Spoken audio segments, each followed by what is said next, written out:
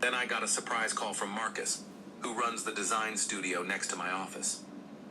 Yo, your wife came in asking if we're hiring. Said she's a top-tier creative director with years of experience. What did you say? Asked for her portfolio. She showed me 5 Instagram posts and a food truck flyer. I said we'd call. You're not, are you? No way. But her boyfriend was with her. He pulled me aside, asked if I knew anyone needing a motivational coach. Showed me a certificate from some online course he took last week. Their job hunt wasn't going well. Meanwhile, vendors started calling. Lena had promised them future work once she took over the company. A printer asked about 5,000 business cards she ordered, labeled Lena Carter, CEO. Send her the bill, I said. She's not with this company. But she said you'd pay. Did she provide a purchase order? Written authorization? Company card? No, she said she'd pay when she took over next week. That's between you and her. The printer wasn't pleased, nor were the 3 other vendors she'd made similar promises to. Day 5. Lena tried a new tactic, filing for spousal support, claiming I'd forced her to abandon her thriving career to work for free at my company. My lawyer chuckled. She's been paid $55,000 a year plus bonuses.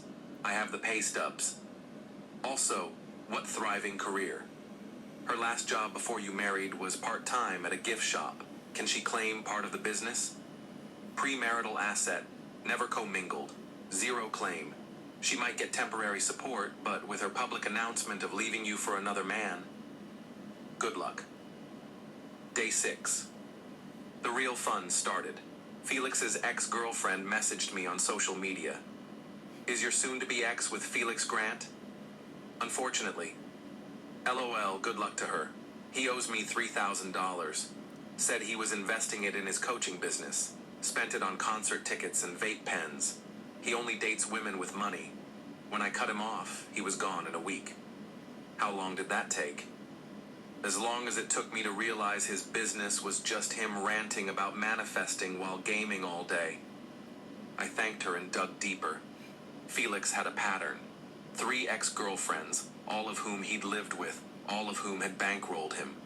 One even tried suing him for $15,000 he'd borrowed for another venture. I forwarded everything to my lawyer, just in case. Day 7. Lena's facade crumbled.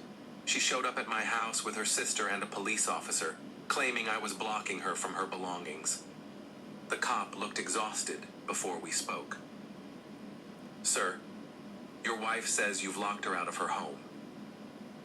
Officer, she posted online that she left me for another man. She's been living with him for a week. Her belongings are in the bedroom ready to collect. He's lying! Lena shrieked. He's hiding assets. There's money in the safe. What safe? I asked, genuinely puzzled. The one in the office. You mean the filing cabinet with client contracts? The officer sighed. Ma'am, are there specific items here that are yours? The whole house. I decorated it. I made it homey. Is your name on the deed? Silence. I let them in to grab her clothes and personal items. Lena tried taking the 65-inch TV. That's mine, I said calmly. We watched it together. I have the receipt from 2 years before we met. She moved to the kitchen appliances.